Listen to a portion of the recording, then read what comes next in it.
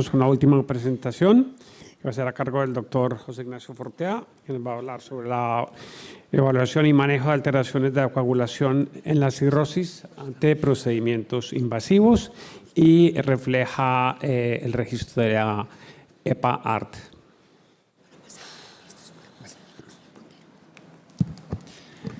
Buenos días. Lo primero, agradecer la amable invitación al doctor Jinska y a la Junta. Es para mí un placer estar ante ustedes para hablar de un tema que siempre me ha apasionado, como es el de las alteraciones de la hemostasia en pacientes con cirrosis.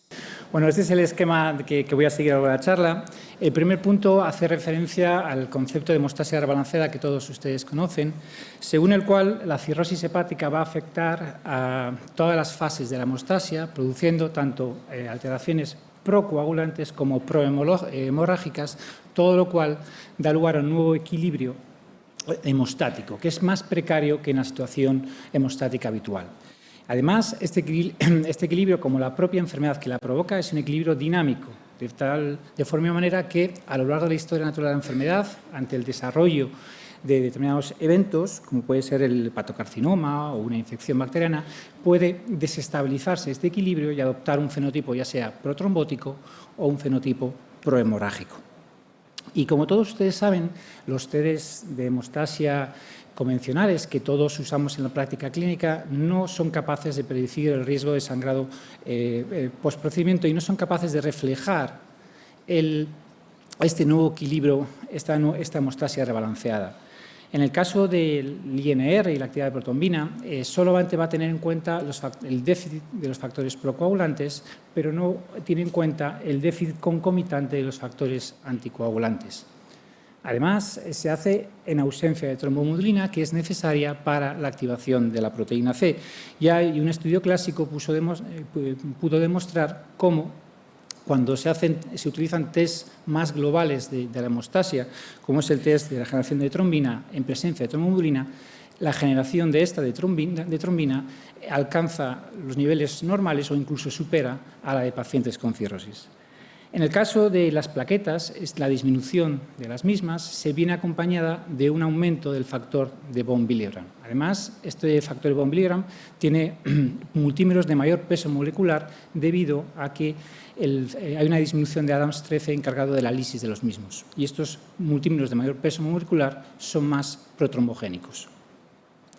Un estudio clásico también del grupo de Armando Tripodi puso de manifiesto que la generación de trombina dependiente de plaquetas solamente se mantiene a partir de un dintel de 56.000 plaquetas y eso ha dado pie a que haya una plausibilidad biológica a ese teórico dintel de seguridad que todos conocen de 50.000 plaquetas. No obstante, datos de este mismo grupo también puso de manifiesto que si transfundiéramos una unidad convencional de plaquetas no se aumentaba significativamente la generación de trombina. Lo que sí que hay bastante consenso en un campo donde hay poca evidencia es que la prolongación del INR o la alteración o la disminución de la actividad de protrombina no es capaz, como he dicho antes, de reflejar el riesgo de hemorragia postprocedimiento.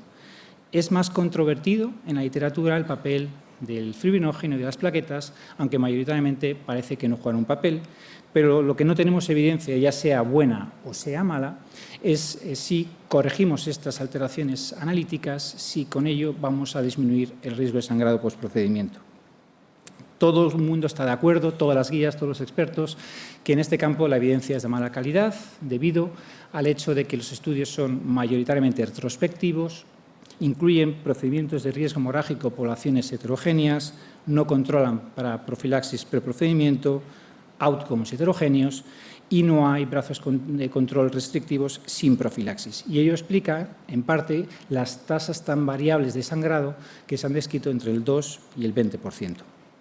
Si hay sangrado, tiene impacto, la respuesta es clara, y para ello les traigo este estudio que, para mi modo de ver, es el estudio clínico mejor hecho en este campo.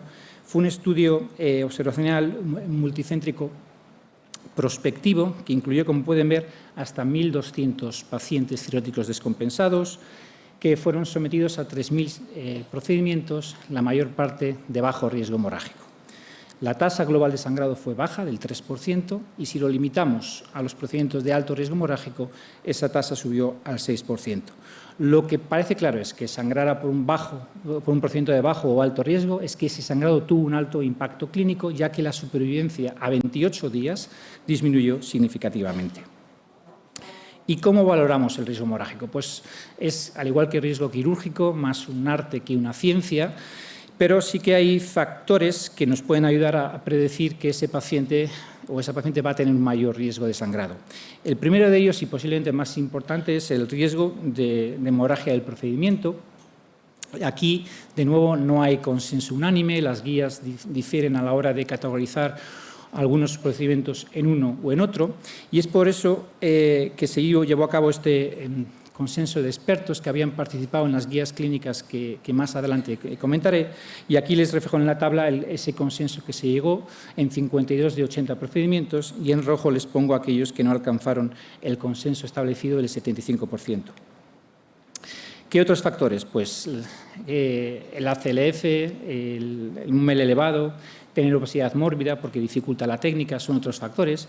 Y respecto al ACI, infección bacteriana y anemia, son factores en principio modificables. Y aunque no tenemos evidencia, las guías clínicas sí que aconsejan que si el procedimiento es demorable, lo demoremos para corregir estas alteraciones.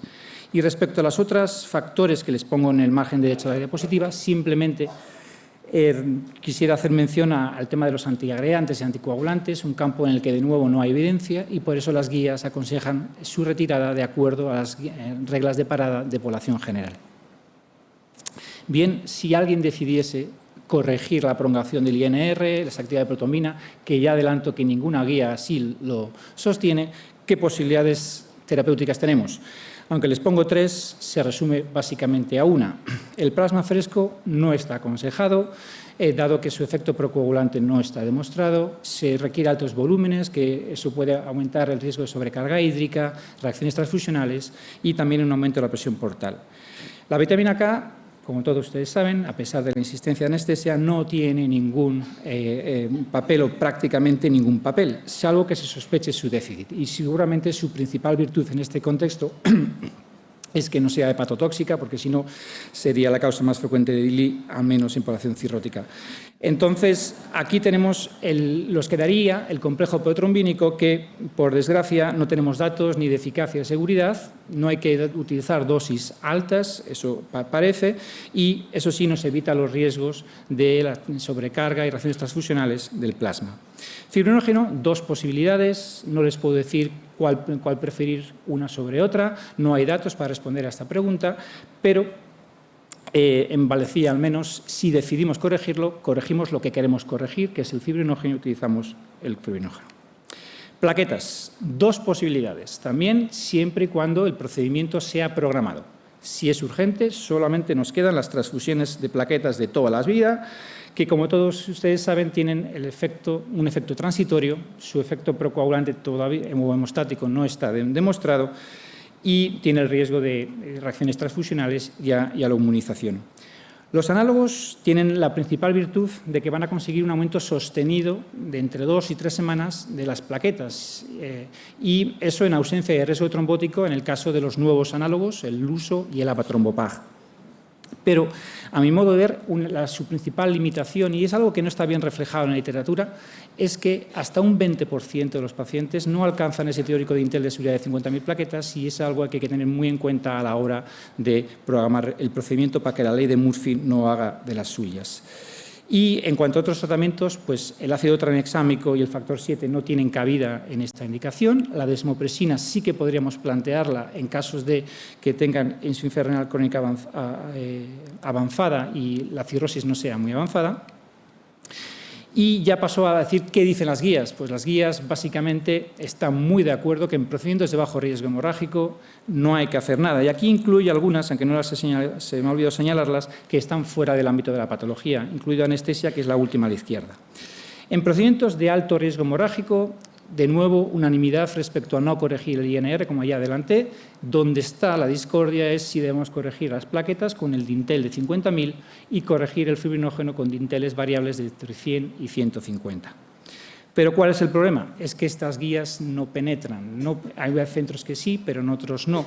Y aquí les pongo 3 encuestas nacionales de España, que fue anterior a esta avalancha de guías que he demostrado, en Italia y en Australia. Como pueden ver, la profilaxis preprocedimiento, tanto para corregir plaquetas y INR, es muy prevalente, con cutoffs muy variables en procedimientos de bajo riesgo y también en alto riesgo. Por tanto, lo que uno puede, digamos, deducir es que si no tenemos evidencia de calidad, las guías no penetran, debemos hacer estudios de calidad, ensayos clínicos que pongan fin a esa pregunta de si la profilaxis preprocedimiento disminuye el riesgo de sangrado. El problema es que es muy difícil porque, debido a la baja tasa de sangrado que les expliqué antes, en torno al 6% en el mejor estudio realizado en procedimientos de alto riesgo, pues requeriremos tamaños muestrales muy elevados que hacen inviable los ensayos clínicos a corto o medio plazo. Y si esos ensayos clínicos no van a llegar y las guías clínicas no penetran en nuestra práctica, ¿qué debemos hacer? Pues debemos insistir, debemos hacer comités multidisciplinares en el que hagamos protocolos dentro de cada centro, en el que colaboren los diferentes especialistas que manejan nuestros pacientes. Pero esto tampoco es garantía de éxito y así lo hemos sufrido o lo estamos viviendo en Valdecilla. Y para ello se puede valorar los test de hemostasia más globales, que dan una visión más íntegra de la situación hemostática de los pacientes, y dentro de ellos tenemos estos dos, el test de la generación de trombina y test viscoelásticos. Son tests que no son nuevos, fíjense que llevan desarrollados desde la década de 1950, evidentemente ha habido mejoras técnicas.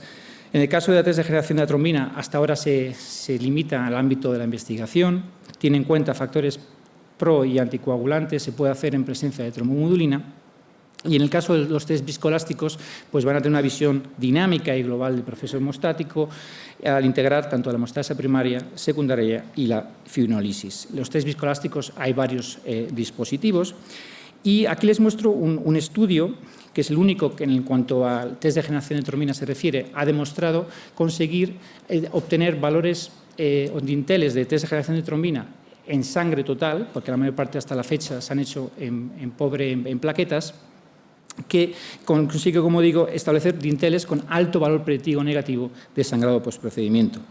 Los test viscoelásticos, como he comentado, hay varios dispositivos y, al igual que ocurre con las técnicas elastográficas, aunque se utilizan más o menos la misma tecnología, los parámetros no son intercambiables entre sí y tampoco tenemos puntos de corte validados. Aún así, estos test viscoelásticos a día de hoy han demostrado, respecto a protocolos de transfusión guiados por los test de hemostasia convencionales, disminuir la transfusión de hemoderivados en contexto de trasplante hepático, hemorragia digestiva y procedimientos invasivos. Y tenemos datos muy preliminares de que también se pueden obtener puntos de corte con alto valor predictivo negativo.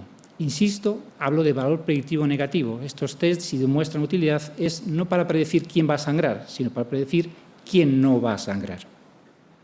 ¿Y qué dicen las guías de los test viscoelásticos? Pues que no están validados, pero son interesantes y que hay que hacer más estudios. Y por ello, desde el registro EPART, hemos puesto en marcha este estudio para intentar aportar evidencia en un campo bastante necesitado de ella. Y aquí ya paso a la última diapositiva de conclusiones, que espero que no sorprenda a nadie en ninguna de ellas, y me limitaré un poco a animarles a que se unan al registro EPART. Muchas gracias.